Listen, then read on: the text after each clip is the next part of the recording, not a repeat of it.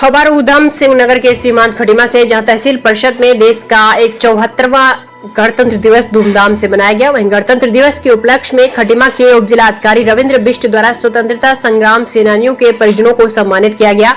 साथ ही खटीमा के विभिन्न स्कूलों में विभिन्न प्रकार के सांस्कृतिक कार्यक्रम किए गए। भारत माता की जय के नारों के साथ प्रभात फेरी भी निकाली गई। स्कूली बच्चे तरह तरह के वेशभूषा में नजर आए। जहां एक तरफ बच्चों ने देश के जवानों की वेशभूषा बनाई थी, वहीं बालिकाओं द्वारा भारत अलग अलग राज्यों की संस्कृति की वेशभूषा में प्रभात फेरी में हिस्सा लिया।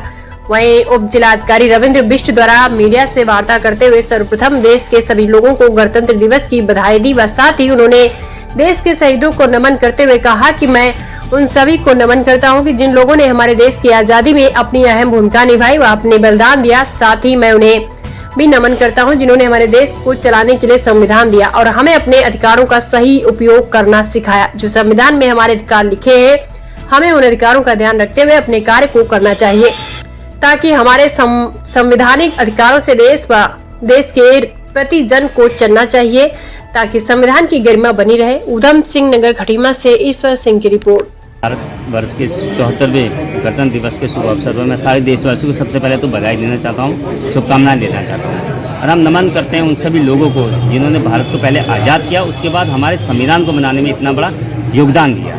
तो मैं इन सभी को बधाई दे रहा हूँ और हमारे तहसील में यहाँ परिसर में ये गणतंत्र दिवस को बड़े धूमधाम से मनाया गया। हमारे जो स्वतंत्रता संग्राम सेनानी हैं, जो यहाँ के उनके परिजन हैं, उनको सम्मानित किया गया। अरे में आपने आज बताया, हमने ये बताया कि हमारे फंडामेंटल राइट्स भी हैं और फंडामेंटल ड्यूटीज़ भी हैं। हमारे फंडामेंटल राइट्स के लिए हमें सजग रहना चाहिए, लेकिन ये ध्यान में रखना चाहिए कि कहीं हम किसी अपने फंडामेंटल राइट्स के जरिए किसी और के फंडामेंटल राइट्स को कहीं उसका अतिक्रमण तो नहीं कर रहे हैं, उनकी अवहेलना तो नहीं करवा रहे हैं। तो इसीलिए सबसे पहले हमें ये भी ध्यान रखना चाहिए कि देश ने हमें कुछ फंडामेंटल ड्यूटीज़, हमारे संविधान में फंडामेंटल ड्यूटीज़ भी दी गई है, तो उस फंडामेंटल ड्यूटीज़ को पालन करते हुए हमने अपने फंडामेंटल राइट्स को वो करना चाहिए। तो सर ये कहना चाहेंगे कि जो हमारा संविधान है, इसकी मर्यादा का हम पालन करें। संविधान में जो हमारे सारे प्रोविजंस है उसका हम पालन करें, यही हमारा सबसे बड़ा संदेश है।